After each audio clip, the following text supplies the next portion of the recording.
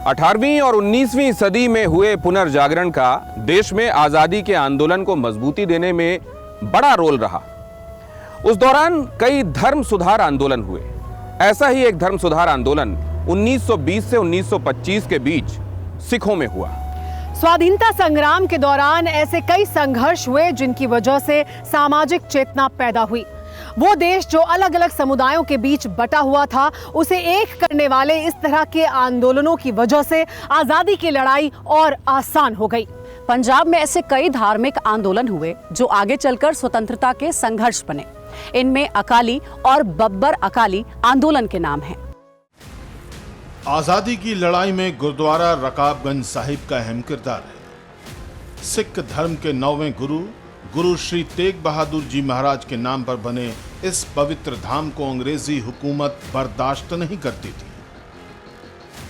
साल 1914 में अंग्रेज हुकूमत ने गुरुद्वारा रकाबगंज की पक्की दीवार को ढहा दिया।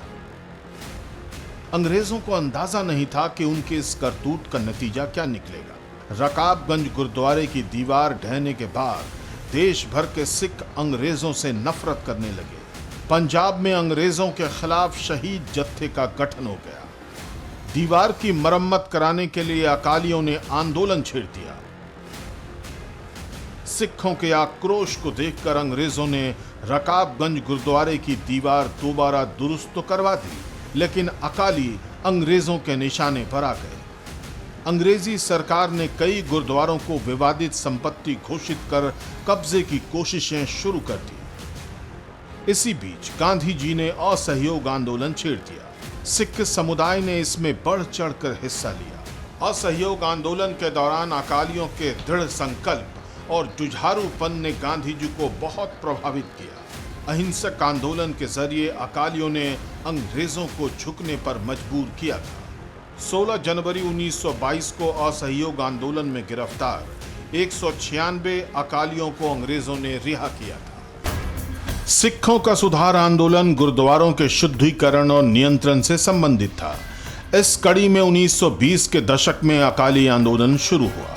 यह जत्थों में होता था, जिसके अगुवा करतार सिंह झब्बर थे। इन्होंने हरमिंदर साहिब यानी स्वर्ण मंदिर पर नियंत्रण किया। 28 जून 1920 को निर्वाचित शिरोमणि गुरुद्वारा प्रबंधक कमेटी को स्वर्ण मंदिर के संचालन का अधिकार मिला। इसके बाद गुरुद्वारा श्री तरन तारण साहिब भी अकालियों के नियंत्रण में आया। इस दौरान हिंसा भी हुई, जिसमें 2 लोगों की मौत हुई और कई घायल हुए। इसके बाद करतार सिंह के नेतृत्व में जत्थों में गुरुद्वारा गुरु का बाग पर भी नियंत्रण किया गया। 1921 में अकालियों ने गुरु नानक देव जी के जन्म स्थान ननकाना साहिब की मुक्ति का अभियान चलाया। उस समय ननकाना साहिब के महंत के कामकाज के तरीके और रवैये से सिखों में भारी नाराजगी थी। महंत को अंग्रेजों का समर्थन था। 20 फरवरी 1921 को 100 सिखों का जत्था ननकाना साहिब पहुंचा। महंत के पश्तून गार्डों ने अहिंसक विरोध कर रहे सिखों पर गोली चलाई, जिसमें 130 लोगों की मौत हो गई। इसे ननकाना साहिब नरसंहार कहा जाता है। इसमें गुरुद्वारा की तरफ आने वालों को खदेड़कर मारा गया। मृतकों और घायलों को जिंदा जलाया गया ताकि सबूत नष्ट हो जाए। घटना के 2 दिन बाद महात्मा गांधी ननकाना साहिब आए। उन्होंने कहा कि महंत की क्रूरता ने जनरल डायर को भी पीछे छोड़ दिया है।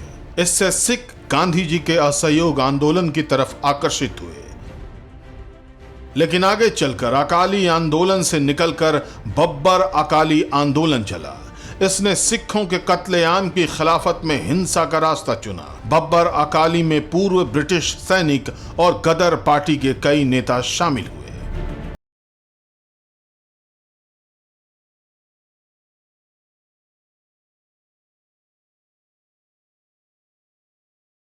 सोमवार से शुक्रवार रात 9 बजे सिर्फ TV9 भारतवर्ष पर।